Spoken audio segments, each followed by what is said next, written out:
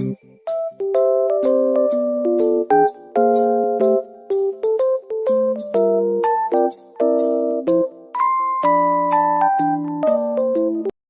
sekali berita tentang lingkungan, tetapi bukan tentang lingkungan yang bersih, melainkan lingkungan yang sudah tercemar. Dan di sini kami akan membahas tentang krisis lingkungan. Apa sih krisis lingkungan? Kerusakan lingkungan adalah proses deteriorasi atau penurunan mutu kemunduran lingkungan. Deteriorasi lingkungan ini ditandai dengan hilangnya sumber daya tanah, air udara, punahnya flora dan fauna liar, dan kerusakan ekosistem.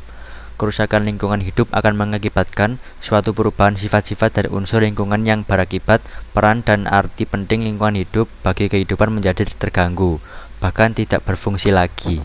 Lalu apa penyebab kerusakan lingkungan? Kerusakan lingkungan hidup karena faktor alam terjadi karena adanya bencana alam seperti banjir, gempa bumi, dan gunung meletus. Selain karena ulah manusia, banjir juga dapat terjadi karena faktor alam, misalnya hujan yang terus-menerus. Curah hujan seperti ini akan membuat sungai meluap atau membuat tanggul jebol karena tidak mampu lagi menampung debit air.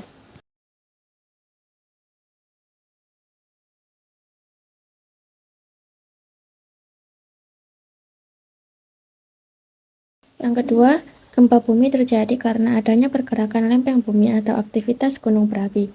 Gempa bumi akan mengakibatkan banyak bangunan yang roboh dan terjadinya longsor.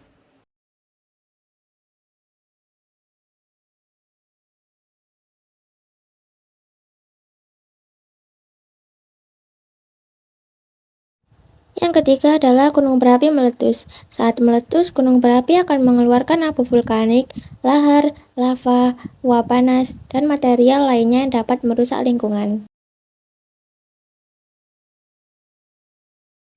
Yang keempat yaitu adanya faktor dari manusia, yaitu seperti membuang sampah sembarangan,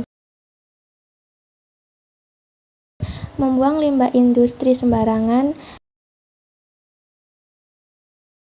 dan menebang pohon secara liar. Lalu, apa sih dampak dari krisis lingkungan? Yang pertama adalah timbulnya penyakit dan kondisi imun yang menurun. Yang kedua, hilangnya keanekaragaman hayati. Yang ketiga, global warming atau pemanasan global. Yang keempat, kebakaran hutan. Bagaimana cara mencegah kerusakan lingkungan? Yang pertama yaitu tidak membuang sampah sembarangan di sungai. Dengan membuang sampah di tempat sampah akan menciptakan lingkungan yang bersih dan rapi, dan juga terhindar dari banjir. Yang kedua adalah menanam kembali hutan yang gundul atau reboisasi di tanah yang harus ditanami pohon kembali. Yang ketiga yaitu melakukan terasering. Terasering merupakan upaya untuk penanggulangan erosi tanah supaya tanah tidak terkikis dari akibat aliran air. Keempat, melakukan 4R reduce, reuse, recycle, dan juga replant. Reduce yaitu mengurangi pemakaian barang yang tidak berguna. Reuse yaitu memakai ulang barang yang masih bisa digunakan. Recycle yaitu mendaur ulang barang ataupun sampah untuk menjadi barang yang berguna. Replant yaitu menimbun sampah organik untuk dijadikan kompos